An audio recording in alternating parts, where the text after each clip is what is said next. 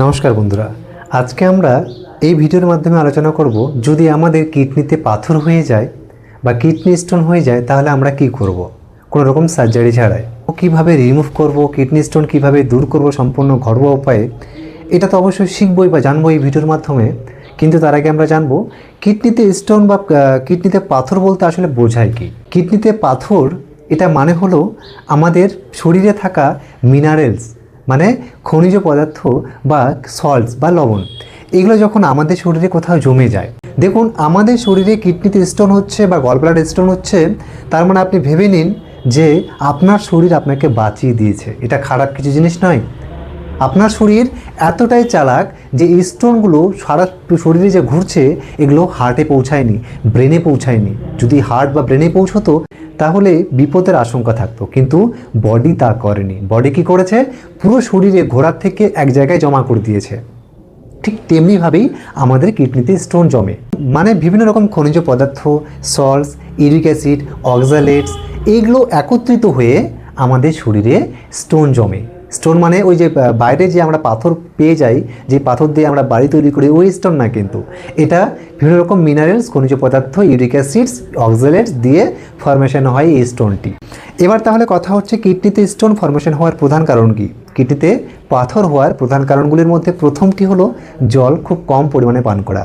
মানে আমরা যখন খুব কম মাত্রায় জল পান করি তখন আমাদের ইউরিন বা প্রস্রাব ঘন আকার ধারণ করে এবং আমাদের শরীরে মিনারেলস, অক্সালেট, ইউরিক অ্যাসিড এগুলো জমতে শুরু করে এবং সেখান থেকে স্টোনের ফরমেশন হয়।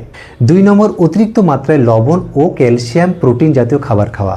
তখন আমাদের শরীরে ক্যালসিয়াম, অক্সালেট এসব জমতে শুরু করে। এবং 3 নম্বর, খুবই গুরুত্বপূর্ণ, এই খারাপ অভ্যাসটার মধ্যে আমরা সকলে কম বেশি ডুবে রয়েছি, আর সেটি হচ্ছে খুব বেশি মাত্রায় চা, কফি বা সফট ড্রিঙ্কস পান করা। কারণ এই সব খাবারগুলোর মধ্যে বেশি পরিমাণে অক্সালেট পেয়ে যায়, যার মাধ্যমে কিন্তু কিডনিতে পাথর হওয়ার প্রবণতা বেড়ে যায়। 4 নাম্বার, সেলফ মেডিকেশন, যেমন ক্যালসিয়াম, ভিটামিন ডি সাপ্লিমেন্ট নিজে থেকেই গ্রহণ করা। ডাক্তার অ্যাডভাইস ছাড়া যখন আমরা এইসব সাপ্লিমেন্ট বা এইসব ক্যাপসুলস আমরা নিজে থেকে খেতে শুরু করি তখনও কিন্তু কিডনিতে পাথরের রিস্ক বেড়ে যায়। এবং সর্বশেষ 5 নাম্বার কারণটি হলো repeated urine infection, that means UTI infection. এক্ষেত্রে বারবার ইনফেকশনের কারণে কেমিক্যাল ইমব্যালেন্স হয়ে পাথর জমে যায়। আর এই রিপিটেড ইউরিন ইনফেকশন এটা মহিলাদের মধ্যে খুব বেশি পরিমাণে দেখা দিয়ে থাকে। এবার আমরা কীভাবে বুঝবো যে আমাদের কিডনিতে পাথর হয়েছে কিনা বা হবে কিনা, বা হয়েছে সেটা আমরা সিমটমস বা উপসর্গ আমরা কি দেখে বুঝতে পারবো? প্রথম যেটা খুব কমন একটি উপসর্গ সেটি হচ্ছে আমাদের কিডনি কোথায় থাকে? আমাদের ঠিক পেটের 2 সাইডে, তাই না?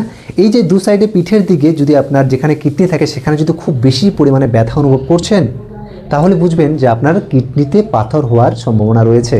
এবং এই 2 সাইডের ব্যথা ধীরে ধীরে আপনার থায়ের দিকে নামতে থাকে এবং পুরুষদের মধ্যে কখনো কখনো এই ব্যথা টেস্টিসের মধ্যেও দেখা দিয়ে থাকে। 2 নম্বর, পেইনফুল ইউরিনেশন, যখন আপনি ইউরিন পাস করছেন বা যখন প্রস্রাব করছেন তখন খুব বেশি পরিমাণে জ্বালা পোড়া অনুভব করছেন এবং প্রস্রাবের রং চেঞ্জ হয়ে গিয়েছে বা প্রস্রাবের মাধ্যমে কখনো কখনো রক্ত বেরোচ্ছে। 3 নাম্বার, নোজিয়া বা ভমিটিং, বমি বমি ভাব আসা, বা আমাদের ইউটিআই যখন বেশি পরিমাণে ইনফেক্টেড হয়ে যায় সেখান থেকে জ্বর বা ঠান্ডা লাগার মতো সমস্যা অনুভব হয়ে থাকে। কিন্তু ছোট ছোট যদি একদমই ছোট ছোট 1 mm, 1.5 mm, 2 mm কিডনিতে স্টোন থাকে সেক্ষেত্রে কিন্তু কিছুই বোঝাই যায় না, যেটাকে বলা হয় সাইলেন্ট কিডনি স্টোন। আমরা বুঝলাম তাহলে কিডনিতে স্টোন বলতে কি বোঝায়, সিমটমস কি রয়েছে। এবার আমরা ট্রিটমেন্ট নিয়ে কথা বলি। তার পূর্বে বলতে চাইবো, আপনি যদি আমার চ্যানেল প্রথম ভিজিট করেছেন তাহলে অবশ্যই চ্যানেলটি সাবস্ক্রাইব করে রাখুন এবং ভিডিওতে একটা লাইক দিয়ে রাখুন। আর সত্যি যদি ভিডিওটি ইনফরমেটিভ মনে হয় এই পর্যন্ত তাহলে ভিডিওটি প্রচুর পরিমাণে শেয়ার করে দেবেন যেন অন্যদেরও উপকারে আসে। এবার প্রথমে আমরা ট্রিটমেন্টের কথা বলতে এটাই বলা বাহুল্য যে আমাদের শরীরকে ডিটক্স করতে হবে। আমাদের শরীর নিজেই এতটা চালাক যে আমাদের মৃত্যুর মুখ থেকে বের করে নিয়ে আসে, আর সেটাই হচ্ছে আমাদের এই কিডনি স্টোন। এটা ভাগ্যিস আমাদের হার্টে পৌঁছায়নি, ভাগ্যিস আমাদের রক্তের মধ্যে ব্রেনের মধ্যে পৌঁছায়নি, তাহলে কিন্তু বিশাল বড় একটা বিপদ হতে পারতো। কিন্তু বডি সেটা করেনি। বডি পুরো শরীরে জমে থাকা অক্সালেট বা এই ক্রিস্টালগুলো এক জায়গায় জমা করে দিয়েছে। তাহলে এবার কথা হচ্ছে, আমরা যদি আমাদের শরীরটা ডিটক্স করি, মানে শরীর থাকা অতিরিক্ত নোংরা আবর্জনা টক্সিনগুলোকে যদি বের করে দেই, তাহলে কিন্তু আমাদের কিডনির মধ্যে থাকা এই ছোটো ছোটো ক্রিস্টাল বা পাথরগুলো শরীর নিজে থেকেই ফ্লাশ আউট করে দেবে, মানে বের করে দেবে। এই জন্য আমাদের শরীরকে একটি সঠিক পরিবেশ দিতে হবে যেন এই কাজটা সম্পূর্ণ করতে পারে আমাদের শরীর নিজে থেকেই। এর জন্য আমাদের প্রথম যে কাজটা সকলকে করা উচিত সেটি হচ্ছে প্রত্যেক দিন খুব কম করে হলেও মিনিমাম 2.5 থেকে 3 লিটার সকলকে জল পান করা উচিত, একবারে নয় বারবার, এক গ্লাস করে। 2 নম্বর lemon juice and with water. 1 glass জলের সাথে হাফ চা চামচ লেবুর রস মিশিয়ে যদি আমরা প্রত্যেক দিন সকালে পান করি, এই লেবুর মধ্যে থাকা যে সাইট্রিক অ্যাসিড, এই অ্যাসিড ক্যালসিয়াম ও অক্সালেট গলিয়ে তুলতে সাহায্য করে। এগুলো তো সাধারণভাবে আমরা সকলেই বাড়িতেই বানাতে পারবো, তাই না? কিন্তু এখন যেটা আমি বলছি, একটা কাড়া বানাবো আমরা। এই কাড়াটার জন্য আমাদের দরকার পড়বে 4-5টি উপাদান। প্রথম নাম্বারটি হচ্ছে কাশনি, 2 নম্বরটি হচ্ছে মাকই, 3 নম্বর হচ্ছে পুনর্নভা এবং 4 নম্বর নিম ছাল, 5 নম্বর গোখু ছাল এবং সবশেষে পিপল ছাল। এগুলো সবই আপনি আয়ুর্বেদিক দোকানে বা বিভিন্ন রকম জড়িবুটির দোকানে কিনতে পেয়ে যাবেন। আপনার কাছে মনে হতে পারে কি নাম বলছি, এগুলো আমি কখনো শুনিনি, কিন্তু বিশ্বাস করুন এগুলো জড়িবুটির দোকানে, বিভিন্ন রকম আয়ুর্বেদিক দোকানে এইসব আপনারা খুব সহজেই পেয়ে যাবেন। এগুলো কি করবেন, 1 চামচ করে নিয়ে প্রত্যেক দিনে 2 বার 1 থেকে 1.5 গ্লাস জলের মধ্যে ভালো করে বয়েল করবেন, পুরো 100 ডিগ্রি সেলসিয়াসে।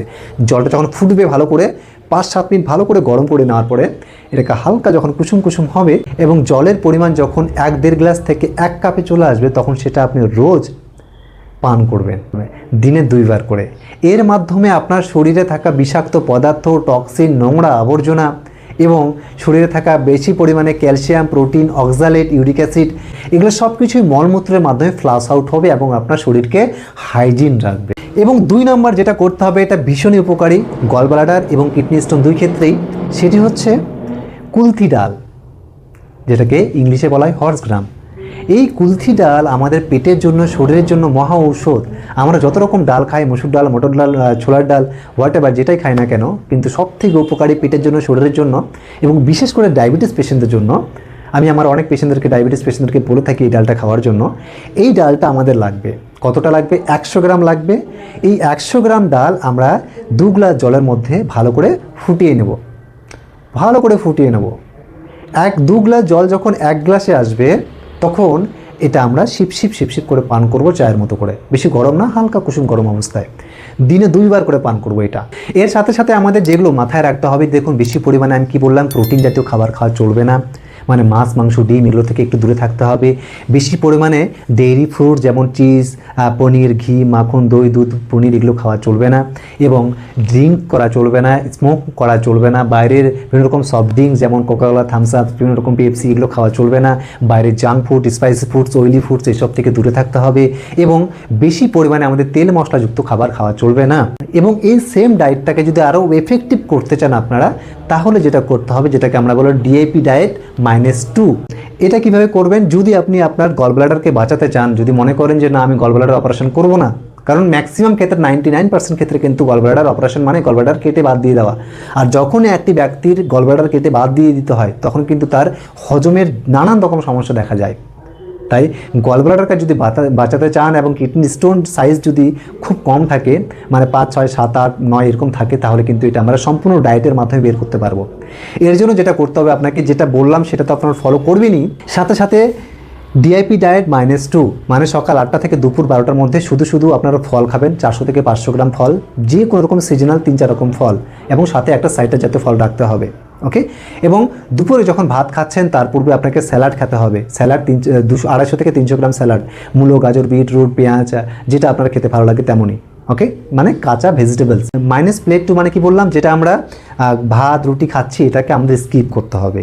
এই একটা বড় এই স্যাক্রিফাইস যদি আপনি করতে পারেন নিজের শরীরের জন্য, তাহলে কিন্তু আপনার গল ব্লাডার বেঁচে যাবে, আপনার কিডনি বেঁচে যাবে, আপনাকে কোনো রকম অপারেশন করতে হবে না।